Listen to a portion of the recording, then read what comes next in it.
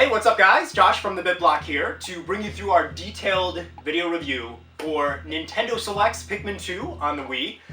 Those of you who know me even just a little bit will know that I lust after Pikmin like nobody's business. This is one of my favorite Nintendo series ever. So to see that Pikmin 2 is finally going to be ported to the Wii here in North America, needless to say, made me very, very excited. The game retails for only $19.99, so it is a total bargain, and it is for 1 to 2 players.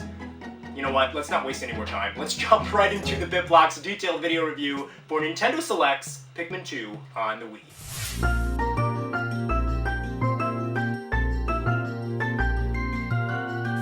Alright, so, obviously one of the most important aspects of the gameplay in Pikmin 2 are the Pikmin themselves. Pikmin are not just about looking cute, they are definitely a huge aspect of the gameplay.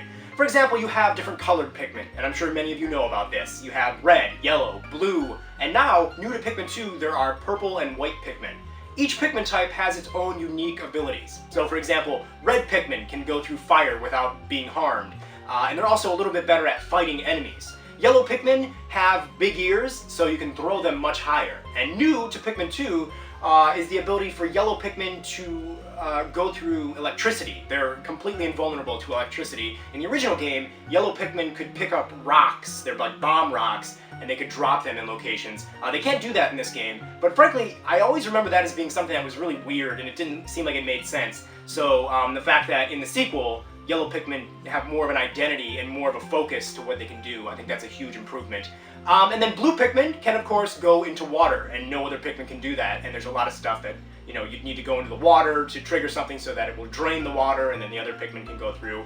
So the 3 main Pikmin types are returning from the original game, and for the most part they are the same except for the yellow Pikmin. And like I said, new to Pikmin 2 are the purple and white Pikmin. The purple Pikmin are fatties, basically. They're very fat and they have little sprouts of hair, and they're stronger than any other type of Pikmin. So if you throw them at an enemy, they are so heavy that they'll stun the enemy momentarily, so it's a good idea to kind of lead with them if you're going after like a big giant critter. And since they're stronger, they have the strength of 10 Pikmin, so they can carry things back to your base much faster. So it's always a good idea to throw a few purple Pikmin on something as it's going back to the base or the onions. And then the white Pikmin are poisonous. They're like albino Pikmin. They have creepy red eyes, and they're very tiny. And like I said, the white Pikmin can go through poisonous gases, and they can also poison enemies. If an enemy eats a white Pikmin, it gets poisoned, and it takes off a chunk of its health. So lots of different Pikmin types, and I think that the new Pikmin really do contribute to the overall feel of the game. And it's funny because in Pikmin 2, I really feel like the developers used each Pikmin ability to the max. There's really no area of this game where it feels like, oh, well, we're not really using, blue Pikmin too much, or we're not using the red ones a lot anymore. Throughout the entire experience, every Pikmin is going to be very important to reaching your final goal. And then another new thing in regards to the Pikmin gameplay here in Pikmin 2 is the fact that you can collect different sprays, which will enhance the Pikmin in a different way. For example, there are bitter sprays, which, this doesn't make a difference with the Pikmin, but the bitter spray allows one of your captains to belch up rocks and dust and transform an enemy into stone momentarily. So if you got a big enemy coming after you and it looks like he's about to munch on your Pikmin, you can press the 1 button to let out a big burp, and it will momentarily turn your enemies into stone. And that's when you want to throw your Pikmin on it really quick before he shakes it off. And then you can also use a spicy spray, which pretty much transforms your Pikmin into super Pikmin. Their little leaves or flowers will start to glow, and they're super powered. They're really fast, and they can take out enemies much easier. And of course, that only lasts for a short period of time as well. But all the different Pikmin types and the new sprays really make the Pikmin experience crazier than ever before. Of course, another new aspect to the gameplay in Pikmin 2 is the fact that you now control 2 captains instead of just 1. In the original game you were Olimar. This time around you can play as both Olimar and Louie. And what that means is the real-time strategy aspect of the Pikmin series is really opened up like never before. You can take Olimar out on his own with a group of red Pikmin, and you can take down all the fire enemies or all the fire obstacles. And then you can quickly switch over by pressing minus on the Wii Remote, to Louie, and Louie can do some stuff with the rest of the Pikmin. And so there's just this real great aspect of, okay, I'm going to take Olimar and these Pikmin and go over here and get this done, then I'm going to switch over to Louie and he's going to take these Pikmin and start building a bridge, and while I'm waiting for that, I can switch back over to the other captain and get stuff done. In the original game, it was, there's definitely this period of time where you would be waiting for the Pikmin to do something, but now that you can control two captains, you can switch back and forth and really get a whole lot more done because of that, and I think it's great. Now, in the original game of Pikmin, it was all about collecting the spaceship parts from Captain Olimar's ship. He crash-landed on the planet, and they scattered all over the place, and your goal was to collect them and repair the ship. This time around, you are going to be collecting a bunch of objects, however, they are treasure. This game is all about hoarding massive amounts of unique, crazy bits of treasure. The treasure in this game is actually junk from the real world. So you'd see stuff like a Dr. Pepper bottle cap or a Nintendo D-pad from a controller. It's all really fun to, you know, hunt for, if you will. The really cool aspect, though, is that on the above grounds, you can now dive into holes. There's about 4 different hole locations on each overworld, and when you dive in, you get to explore the world of Pikmin from underground, which I think is really cool, because the idea behind Pikmin is that you're supposed to get this feeling that they're little bugs, little ants, and of course, one of the key things that bugs do in the real world is they go underground, and so the idea of exploring under the ground I think is just a natural, great idea, and hunting for treasure underground and above the ground I think is just this really fun, great gameplay aspect added to Pikmin 2, and like I said, a lot of the treasure gets pretty crazy, and that makes it even more fun to hunt for it. Now, of course, one of the great things about this game being on the Wii is the fact that you get to play it with Wii controls. You know, just pointing your Wii remote at the screen to aim and then using the nunchuck for your movement with the analog stick is just night and day, more accurate, it's faster, and it's just more fun than playing the game on a GameCube controller with analog sticks as your aim. And I've played Pikmin 2 so much on the GameCube. I mean, I've literally logged away thousands of hours in that game, and so the transition from GameCube controls to the Wii Remote Nunchuck is just really natural, and I think this is the way the game, the whole series, is really meant to be played. You know, you can just, one of the cool things that I've noticed you can do in the Wii version of this game that you can't do with a GameCube controller is that you can move independently from where you're aiming. So, you know, you're moving around with the analog stick, and if there's an enemy behind you, before you'd have to stop, turn around, and, you know, aim the cursor behind you. Now all you have to do is just keep walking, and you can point behind your captain and throw the Pikmin with the A button. And so that's something you couldn't do before. Throwing them to the side, throwing them behind you without having to stop and refocus where your cursor is aiming. I think that alone just makes the controls so much better. And yeah, it really takes next to no getting used to. It's just instantly, it instantly makes sense, it feels great, and I'm so happy to be able to play Pikmin 2 with Wii controls.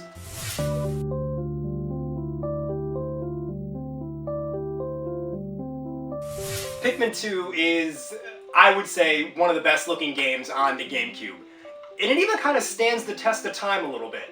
A lot of the textures do look a little bit more blurry than you'll probably want them to by today's standards, and it is, you know, relatively low in polygon count, but I don't know, it still looks great.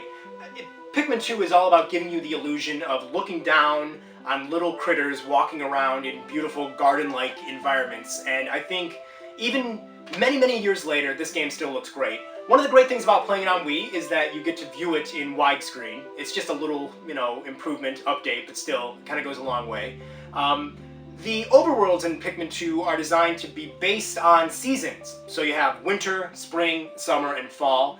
Personally, I really love that idea. I love the idea that each overworld is designed with a season in mind. So, you know, you have like, one of my favorites is in the fall, there are little leaves falling down, there are cherry blossoms falling down in the spring, the winter has snow, just a lot of special effects, and there's a lot of atmosphere in the fact that all the above overworlds are based on the different seasons. And then, of course, like I said, you can dive underground with your Pikmin, and the crazy thing about this is that because you're going under the ground, pretty much anything can happen. There's a lot of crazy stuff that happens under the ground. You get to see such a wide variety of visuals when you do that. So there's like a layer underground that is based on a bathroom. You know, you have bathroom tiles in it for some reason, and there's a toy box underground, so you see a lot of blocks and stuff. There's even outdoor areas underground, and it's just crazy what you can find as you delve deeper with your Pikmin under the surface of the world. And so the variety here in terms of visuals is pretty crazy. One of the craziest aspects of the Pikmin series are the many bizarre critters that inhabit the worlds. And I think in Pikmin 2, Nintendo has taken the design concepts to a really crazy level. I mean, you're going to see such a variety of enemies here, and they all look great. They have a lot of different special effects on them. There's shine, and some of them even have like fur and whatnot, and so all the creatures really look great, and I think a lot of them even look great by today's standards. And then the treasure in the game also is really beautiful. It's you know, it's very clear that Nintendo's designers really did look at the objects that they were designing. Everything from, like I said, Nintendo accessories like a D-pad or a Game & Watch, and there's also like lids to so many different foods like a Snapple lid and like I said, a Dr. Pepper cap. So the treasure is modeled with a kind of an insane amount of detail, and it's really fun to just to look at the treasure. So yeah, treasure, critters, the underground worlds, the above ground worlds. This is a game that really looks beautiful. And then of course the whole entire game has cutscenes that are fully rendered in CGI, and so they're really professional, really great looking, so you get to see the whole story through a very beautiful set of cinematics.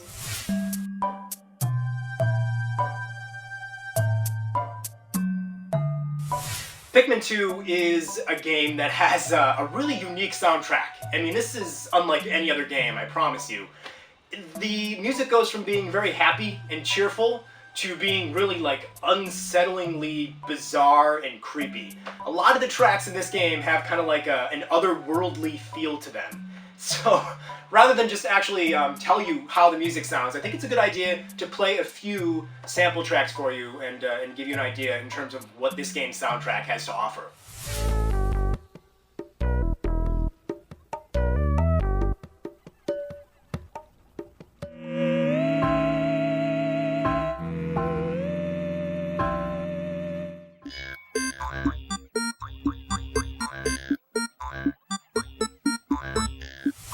Alright, so as you can hear, the music in Pikmin 2 is really unlike any other game, and there's a lot of variety to what you'll be hearing. It really does give the game a lot of personality, and it builds an atmosphere in what you're doing. And then also the sound effects in this game are pretty crazy themselves. Louie and Olimar have very deep voices, which is cute because they're about this big, and you would probably assume they would have squeaky voices being so small. And then all the different critters and creatures and enemies in this game make some really bizarre noises as well. Snorting noises and you know, little noises when they make footsteps. It's hard to explain, but trust me when I say that even the sound effects in this game are really hilarious and bizarre.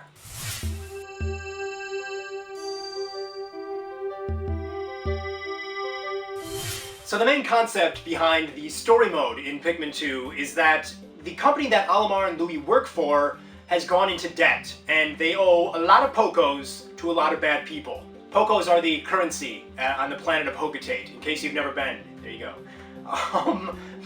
So yeah, you have to go back to the planet of the Pikmin because there's treasure there that is worth a certain amount of Pokos. So all the treasure you collect goes towards repaying the company's debt. Once you do that 100% and you've repaid it all, there's still a lot of treasure to go back and find. So repaying the debt is about a 10-hour thing. You know, it takes you about 10 hours to do so. Then after that, a brand new overworld will be opened up. It's the fall section of the planet, and there's a whole bunch of treasure there, obviously. And there'd be a lot of treasure that you missed out in the original 3 areas. So what I'm getting at here is it's about a 10-hour game to repay the debt, and then after that to go back and 100% complete it and get all the treasure. You're looking at pretty much a 20-hour game, I think. Easily 5 more hours to the 10 hours, but probably a decent amount more. So treasure collecting is going to keep you busy for quite a while. So on your way to repaying the debt, you're going to be collecting a lot of treasure. And one of the cool things you can do is you can jump into the Encyclopedia, which is like an encyclopedia for all things Pikmin related. You can check out all the treasure that you've collected, as well as all the enemies that you've encountered. The cool thing about this is you can actually read little descriptions that Captain Olimar has written about everything.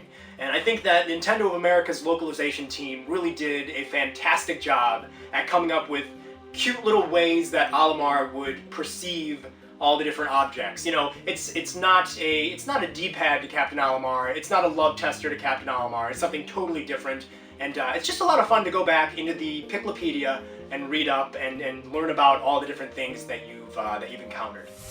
There is also a challenge mode, which is something that you can play by yourself, or you can play with another person locally. So, I mean, obviously it is more fun to play with another person.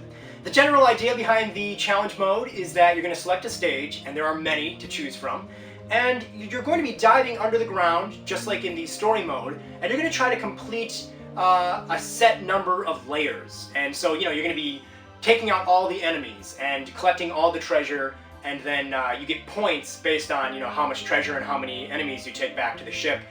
The trick here is that you are timed, so you do want to continue doing things at a kind of a quick pace, and there is a lot of, you know, talking with the other player, like, you know, okay, you go over there and take out that stuff and get that treasure, I'll be over here and whatnot, so it's pretty great. They do give you a set amount of Pikmin as well, and it's different depending on what stage you select, so you might get 50 blue Pikmin, or maybe 10 of each color Pikmin, or 25 of red and 25 of yellow and whatnot. And so if you're playing with another person, that's really fun because you can say, okay, I'll take the yellow Pikmin and do all the stuff that they would, you know, be good at doing and whatnot.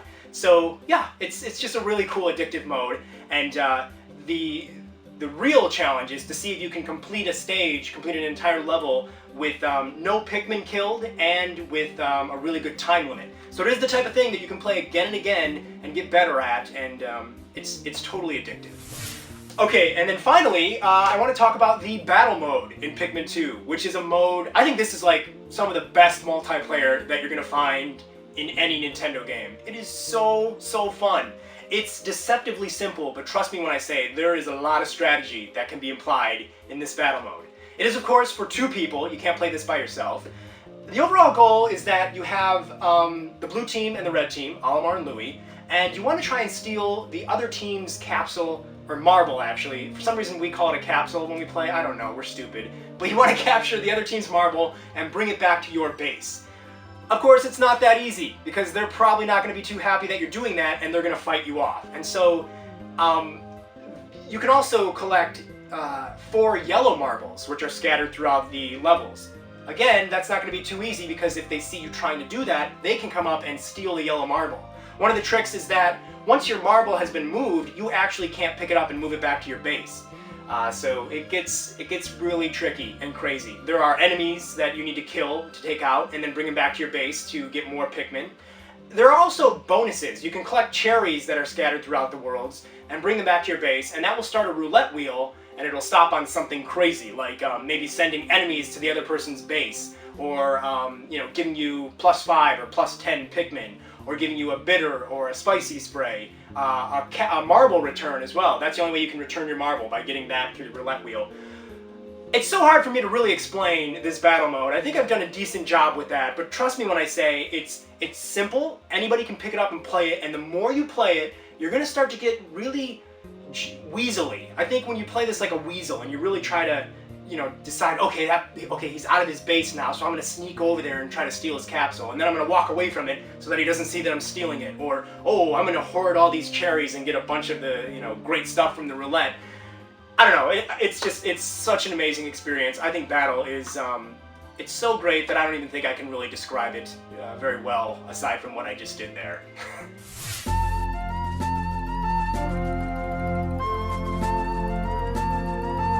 Alright, so in conclusion, I am well aware that this whole video review has pretty much been me just going on and on about how Pikmin 2 is amazing. And I wish that I could say some bad things about it, but really I can't. I'm so in love with this game. I really think that Pikmin 2 is one of the best Nintendo games. And I think it really is the greatest Nintendo sequel that they've made so far. It takes everything we knew about the original game, and it introduces us to stuff that we didn't even know about the characters, about the gameplay, about the world. We really get to see Olimar and his world and the different characters that would exist in Hokate. Everything is totally opened up, everything is really polished, and this game is just nothing but charming. It's so addictive. I love the fact that, you know, it isn't just, like for example, Super Mario Galaxy and Super Mario Galaxy 2 are both great games, but I really felt like Galaxy 2 didn't want to be much more than the original game was. Whereas Pikmin 2 wants to be so much more than what the original game was. It added new modes, the challenge mode, the battle mode, and they're really great. It added the idea of more Pikmin, and they really feel like they belong in the game. They don't feel like they're just tacked in there. The worlds are prettier. The visuals are so much more enhanced than the original game. Everything about Pikmin 2 is better than the original game. And I don't know. Personally, I adore Pikmin 2. Even so many years later, I'm still in love.